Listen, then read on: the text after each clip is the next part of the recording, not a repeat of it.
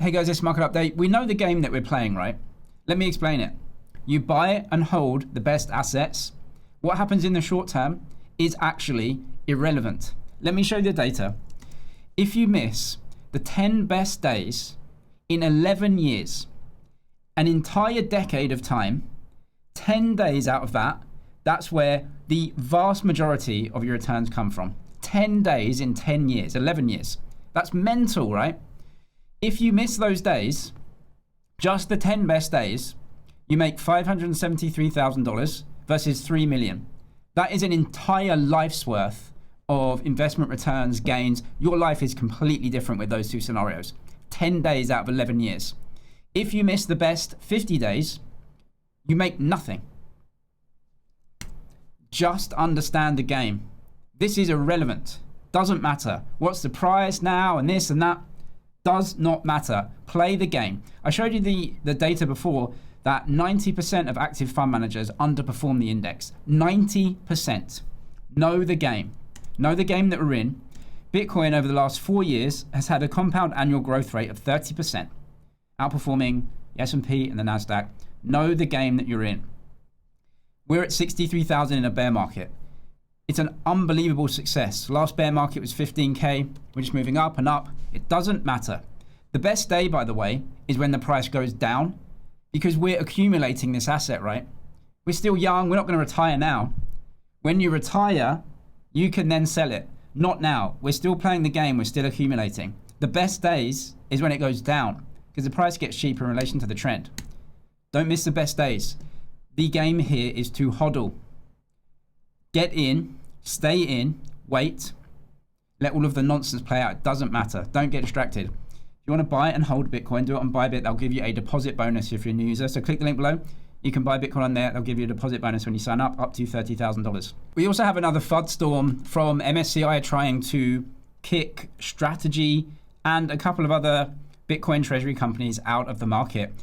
This is kind of bizarre because MSCI they obviously have like this kind of personal vendetta against Bitcoin. They don't like it. It's the same as Vanguard.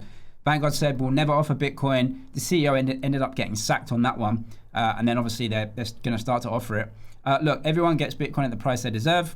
And this is actually us winning because this is what happens with new technologies, right? They burst into places and there is a section of society that just hates everything, right? And just is anti everything. So when something comes in and it becomes popular and people want it, you just get a section of society that just despises it for no other reason. They just want to be anti.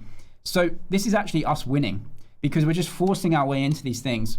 And actually, if you look at MSCI, they don't want these treasury companies in. And they've made this screen to basically boot out just 3 companies from their indexes, which is totally bizarre, right? Now, how can you ever buy an MSCI index again when the index company is making arbitrary decisions about what they include in indexes? The whole point of an index is that it's non-arbitrary. You just have a set of rules and that's that. And they're changing the rules to boot out 3 companies. So I don't buy MSCI indexes anyway. I think they're loser indexes. But look at the CEO of MSCI and you come down here and it says, he is a member of the Net Zero Principles group. So he's woke. And if you go woke, you go broke. We all know that. And so this is actually us winning. It's the same as Vanguard when the CEO said, we'll never touch Bitcoin, and then he got sacked. We are winning here. I wouldn't worry about this. Is it bad news? It doesn't matter. Again, buy the best assets, hold them. That's it. You're going to have some volatility in the meantime, and it just doesn't matter. We also had a lot of inflation data this week and government spending data. Considering the amount of deficit spending, inflation being like 2 to 4% is actually pretty insane. Like, how's it not at 10, 15, 20? But look, producer prices are up. They're up 4.2% per year over the last 5 years. 2% inflation is a myth. Well, they don't target producer price index inflation. It's more core PCE. But in any case, the cumulative effect of inflation, everyone knows this, 4.2% per year. Well, if you're in any of the investable asset classes, you've outperformed that anyway. You can't save in dollars. But look, in the month of July, the US government collected $334 billion, but they spent $766 billion. The deficit is almost 1/2 of a Bitcoin network, 1/3 of a Bitcoin network. This is 1 month. You can't annualize this. It's obviously a bad month, but there's nothing to cut here. Medicare, Social Security, net interest, national defense, health, none of that is going to be cut. None of it. There is no way to sort this out. Absolutely none. You just can't. The only way is to get this net interest down by the Fed printing money and cancelling or just buying that debt. And that's it. I bet then you increase the units permanently in the system. And the only way to counteract that is for companies to produce goods and services for less energy acting as a counterweight for consumer goods.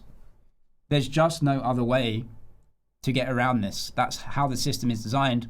How are you going to stop spending? The thing is, if you stop spending, then that stimulus gets removed, which means you get deflationary forces in the economy, which make this even worse, actually. And that's the thing. There's just no way out. The only way out here is to print the money and hope that robots make things for cheaper as a force against that inflation in the currency. It's the only way. The Fed, of course, doesn't have credibility because they're the ones that make sure inflation is positive. So 65 consecutive months above 2%. Well, it has to be above 2%. The debt is so large, the only way is to debase it. In any case, the government is just spending way more than they take in. But of course they will. That's how it works. It's a debt-based system. The money doesn't actually exist.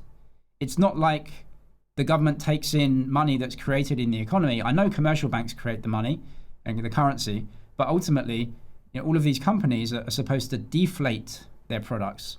So the money, there's just not enough currency. Where does the currency come from? Eventually, it comes from the central bank. That's why they exist, right? And so eventually, these cycles happen where the central bank has to create the money, and that inflates the price of everything. And that's why you can't be in fiat currency. And look, the debt, I have some sympathy here. The debt was actually coming down a little bit, and now it's just absolutely blown out. Now, there was obviously a war that they had to pay for, which adds to it. But you have the tariff refunds, US federal government outlays. So the interest is now higher than the defense spending. How do you stop the interest going higher? Well, you have to cut rates, right? That's the only way to get the interest down, is to cut the rate you pay. But of course, that creates inflation as well. It's an unwinnable situation. So we're going to muddle through where real inflation is 10%, and somehow all of these agencies are going to try and tell us that it's 2%, but it's not really 2%. So this is it. This is the system we're in. Net interest is the third biggest outlay. Look, the American data is just readily available. If you look at UK, Europe, all of this, it's exactly the same. There's just not enough production of goods and services to deflate money printing that has to happen. Interest expense is insane, right? In any case, the tariff refunds are kind of a microcosm of just how society behaves. They tried to take in more tax. They tried to do that to get the deficit down, right? And what happened was everyone sued them, and then the Supreme Court said, yep, we're going to side with you.